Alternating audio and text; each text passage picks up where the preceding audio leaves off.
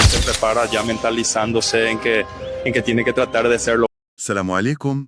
اليوم ما غاديش نهضروا على نتيجة ماتش ديال الكرة وصافي. لا، اليوم غادي نهضروا على الحقيقة اللي مورا ديك النتيجة. غادي نرجعوا لمباراة المغرب وعمان في كأس العرب. داك الماتش اللي سلب تعادل سلبي وخلى عند الجمهور المغربي واحد الإحساس مر، إحساس بالحقرة. ولكن الأيام اللي جات من بعد كشفات أن داك الإحساس ما كانش غير وهم، كان إحساس حقيقي. تماماً، القصة ماشي في التعادل، القصة كلها في الكواليس. والمصدر الأساسي اللي عندنا اليوم هو واحد تقرير كيفصل أول خروج إعلامي للحكم الباراغواياني ديال المباراة. وهذا الخروج ما كانش عادي. لا، ما كانش مجرد مقابلة صحفية، كان عبارة عن زلزال، اعترافات صادمة بكل ما للكلمة من معنى. اعترافات قلبت الطاولة على كل شيء. إذن المهمة ديالنا اليوم هي نفكوا هاد الخيوط. غادي نحللوا هاد الاعترافات ونشوفوا شنو كتعني بصح، شنو هي الضغوطات اللي تعرض لها هاد الحكم، والأهم شنو هي التداعيات ديال هاد القصة على مصداقية كرة القدم اللي كنا كنبغيوها. يلا نبداو ونغوصوا في هاد القصة اللي كتبان بحال شي فيلم. إذن باش نحطوا كل شيء في السياق ديالو، نرجعوا شوية لأجواء الماتش. ضروري. المنتخب المغربي ديك الساعة كان مسيطر بالطول والعرض، ضاغط كيخلق فرص، ويعني أي واحد كيفهم في الكورة كان كيشوف أن المغرب قريب بزاف من الرباح. كان الأفضل بشكل واضح. ولكن كلما كان المغرب كيقرب للمرمى، كلما كانت قرارات الحكم كتبان غريبة. وهنا خاصنا نوقفوا. الإحساس بالظلم ديك الليلة ما كانش مجرد إحساس عاطفي ديال الجماهير وصافي. لا، كان أكثر من ذاك. المحللين والمختصين هم لاحظوا أن كاين واحد نمط في القرارات ديال الحكم، ماشي غير خطأ واحد أو جوج، فهمتي؟ إلا كانت سلسلة. السلسلة اللي ديما كانت كتمشي ضد المنتخب المغربي في لحظات حاسمة، هادشي اللي خلى الشك يكبر عند كل شيء. وهذا الشك هو اللي غادي يتحول ليقين فاش خرج الحكم باعترافه الأول اللي كان بحال شي قنبلة. قنبلة حقيقية، وقال بالحرف الواحد والاقتباس هنا مباشر من المصدر. قال: نعم، كانت هناك ضربتا جزاء واضحتان لصالح المنتخب المغربي. جملة بسيطة، ولكن فاش كتجي من عند الحكم نفسه كتغير كل شيء، كل شيء كيتبدل. واللي مثير للانتباه هنا هو التفاصيل اللي عطاه.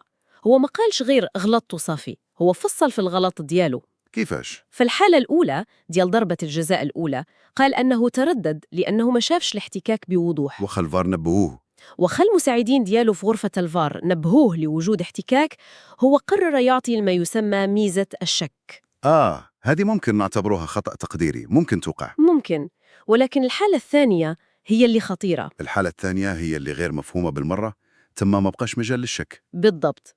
فالحالة الثانية كيقول أن غرفة الفيديو بلغته بشكل حاسم وواضح أن التدخل عنيف والقرار خاصه يكون ضربة جزاء مؤكدة. كلمة حاسم في الفار كتعني أن النقاش انتهى تماماً، خاصك تمشي تشوف الشاشة وتحكم بالصواب، ولكن هو تجاهل هذا التنبيه تماماً. وهنا السؤال اللي كيطرح راسه، علاش؟ مم. علاش حكم محترف غادي يغامر بالمسيرة ديالو كاملة ويتجاهل نداء حاسم من الفار؟ شوف، هاد الشي في العرف ديال التحكيم كيتقابر انتحار مهني. انتحار بمعنى الكلمة. وهذا السؤال هو اللي طرحوا عليه الصحفيين. المصدر كيوصف اللحظة بأن الحكم سكت واحد المدة طويلة، بحال اللي كان كيقلب على الكلمات أو ربما كيستجمع الشجاعة ديالو. وعاد جاوب. عاد جاوب واحد الجملة اللي فتحت الباب على واحد العالم آخر، عالم مظلم ومخيف كبر بكثير من مجرد خطأ في ماتش كورة. شنو قال؟ قال: لم يكن القرار بيدي بالكامل. لم يكن القرار بيدي بالكامل. جملة كتخلع فاش كتسمعها من عند حكم ديال المباراة.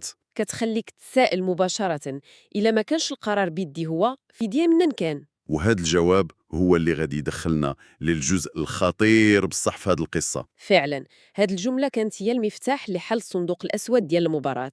الحكم كشف أنه تلقى مكالمة هاتفونية. ماشي قبل الماتش بأيام، ولكن قبل منه بسوايع قليلة. سوايع قليلة. مكالمة من عند واحد الشخصية اللي وصفها بأنها كبيرة في المنظومة الرياضية. والمكالمة ما كانتش باش يتمنى ليه حظ موفق ياك؟ لا، كانت تهديد مباشر وصريح. الحكم عاود النص ديال التهديد كلمة بكلمة. قال: ياه، يجب أن تفوز عمان وإلا سيتم إنهاء مسيرتك التحكيمية نهائياً. هادي ماشي مجرد ضغط، هادي مافيا، هذا ابتزاز واضح. وهنا خاصنا نتوقفوا ونتخيلوا الحالة النفسية ديال هذا الإنسان.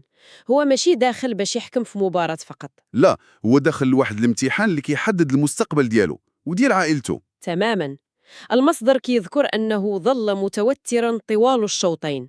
هاد التوتر ماشي ديال الماتش، هذا توتر ديال إنسان مهدد. كيفكر في كل قرار كياخدو، ماشي واش صحيح ولا غلط. ولكن واش هاد القرار غادي يدمر ليه حياته ولا لا؟ إذا ما بقيناش كنهضروا على حكم مرتشي خدا فلوس باش يبيع الماتش، القضية أعمق من هكا. أعمق وأخطر بكثير. هذه هي النقطة اللي كتفصل بين الفساد الفردي والفساد المنظم. كيفاش؟ الرشوة هي اختيار شخصي مبني على الطمع، ولكن هنا كنهضروا على الإكراه والتهديد. يعني مكلفينه. هادشي كيحول القضية من مجرد نقاش رياضي على قرارات الحكم لواحدة من أكبر قضايا التلاعب في النتائج.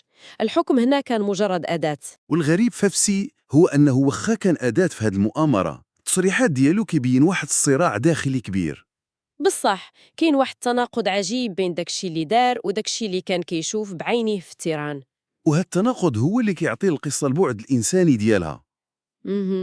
مهنياً هو كان عارف ومقتنع أن المنتخب المغربي هو اللي كيستاهل يربح. وهذا الشيء كيبان في واحد الاقتباس قوي بزاف من عنده في المصدر. قال: المغرب كان الأقوى طوال المباراة، كانوا منظمين سريعين ويمارسون ضغطاً يجعلك تشعر بأنك تشاهد فريقاً أوروبياً لا عربياً. هذا الشيء مدهش. نفس الشخص اللي حرمهم من فوز مستحق هو نفسه كيعترف بالقوة ديالهم بهالطريقة. بحال شي واحد كيشهد ضد راسو. هو بالضبط. وهذا الشيء عنده تفسير في السيكولوجيا. فاش كتكون الأفعال ديالك متناقضة تماماً مع قناعاتك. هو كان كيشوف فريق قوي كيستحق ينتصر، ولكن في الوقت نفسه كان مجبر ياخد قرارات ضده. هذا الصراع الداخلي هو اللي غالباً خلاه ينفجر في الآخر ويعترف. أكيد. وزاد أكد على هذه الفكرة في واحد المقطع آخر خطير بزاف. شنو قال فيه؟ قال: لولا التعليمات التي وردتني قبل المباراة لكنت احتسبت كل شيء لصالحهم. هنا الاعتراف كامل ومباشر. وهنا خصنا نرجعوا لديك النقطة اللي ذكرتيها قبيلة. هو وضح أنه ما تيقاش رشوة، ما خداش مقابل مادي. نعم، قال أن ذاك الشيء اللي وقع كان نتيجة ضغط مباشر. والسؤال هنا، واش هاد الشيء كيخفف عليه المسؤولية ولا كيزيدها؟ سؤال ممتاز. من ناحية قانونية الإكراه ممكن يعتبر ظرف تخفيف، ولكن من ناحية أخلاقية ونزاهة اللعبة القضية أعقد. علاش؟ حيت فاش كتكون رشوة كيكون المشكل في فرد واحد طماع، ولكن فاش كيكون تهديد كيكون المشكل في النظام كامل اللي يسمح لهاد الشخصية الكبيرة أنها توصل للحكم وتهدو أصلاً. فهمتك. يعني الفساد متجذر في السيستم. بالضبط. الحكم شرح الخوف ديالو بواحد الجملة كتبين أنه كان بين المطرقة والسندان. قال: لو رفضت التعليمات كنت سأعلق للأبد. يعني كان خاصو يختار بين ضميره المهني ومستقبله. وهذه الاحترافات بطبيعة الحال بالخطورة ديالها ما يمكنش تبقى قضية محلية، مستحيل. القصة انفجرت ووصلت للعالمية. حيث هذه القصة كتلمس واحد العصب حساس عند عشاق كرة القدم في العالم كامل. الخوف من أن اللعبة اللي كيبغيوها تكون مجرد مسرحية والنتائج المعروفة مسبقاً.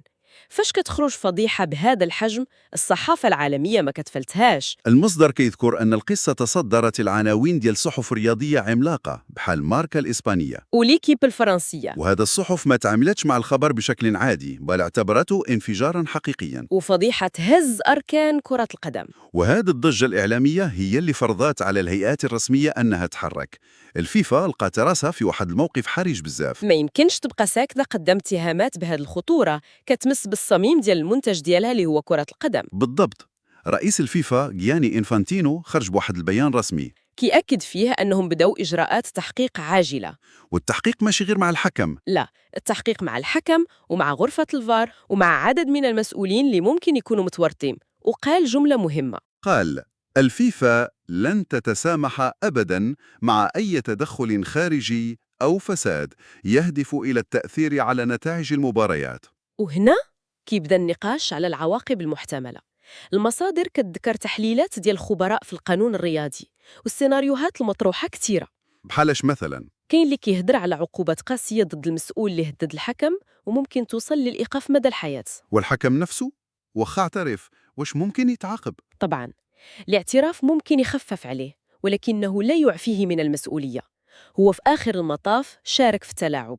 إذن ممكن يتشطب عليه. ممكن توصل لشطبه نهائياً من سجلات الحكام الدوليين، ولكن كيبقى الاحتمال اللي كيدير أكبر جدل واللي كيتمناه الجمهور المغربي هو إمكانية إعادة المباراة. واش هذا الاحتمال واقعي؟ واش سبق وقعت شي حاجة بحالها؟ هي سابقة نادرة جدا وكتعتبر الخيار النووي في كرة القدم. صعيبة بزاف من الناحية اللوجستيكية والقانونية. حيث كتفتح الباب على احتجاجات في كل مباراة. بالضبط.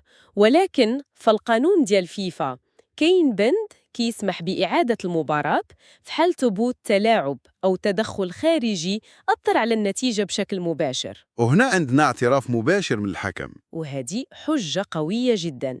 القرار في الآخر كيبقى سياسي أكثر منه قانوني. من بعد هاد الشي كامل، هاد العاصفة كلها، كنوصلوا للمشهد الأخير في هاد الخروج الإعلامي للحكم. مشهد اللي كان مؤثر بزاف وفيه الجانب الإنساني طغى على كل شيء. بعد ما كشف كل شي وحط الأوراق ديالو فوق الطاولة، حس أنه خاصو يواجه الجمهور اللي ظلمه بشكل مباشر. ما بقاش باغي يتخبى مورا الأعذار. فعلا المصدر كيوصف اللحظة بأنه وقف قدام الكاميرا وكأنه يحمل على كتفيه أثقال سنوات طويلة من الندم. وبدا كيقدم اعتذار مباشر ومؤثر. وهنا كنقتبس مرة أخرى من المصدر، قال بصوت متأثر: أعتذر للمنتخب المغربي، أعتذر لكل لاعب، لكل مشجع، لكل طفل كان ينتظر الفرحة. هذا الاعتذار عنده واحد العمق كبير. هو ماشي غير كيطلب السماح على خطأ. لا، هو كيعترف بأنه سرق الفرحة، وهذه كلمة قوية بزاف. فهمت أن التأثير ديال قراراته كان أكبر من مجرد 3 نقاط في ماتش.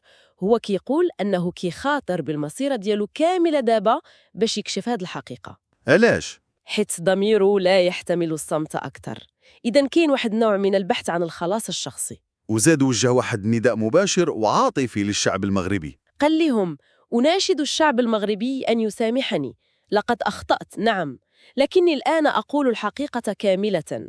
وكمل بواحد جملة مؤثرة بزاف. قال: أتمنى أن يقبلني المغاربة إنسانا ندم على خطئه قبل أن أكون حكما أخطأ تحت الضغط. وهذه الجملة الأخيرة كتختصر القصة كاملة. بالصح، هو كيحاول يفصل بين هويته كحكم اللي فشل في ديك الليلة وبين هويته كإنسان اللي خاف وغلط وندم. كيطلب من الناس يشوفوا فيه الإنسان اللي كان ضحية ديال نظام أكبر منه، ماشي غير الحكم الفاسد. ولكن السؤال هو: واش الجمهور قادر يدير هذا الفصل؟ إذن إلا بغينا نديروا خلاصة لهذه الرحلة الطويلة، بدينا بماتش كرة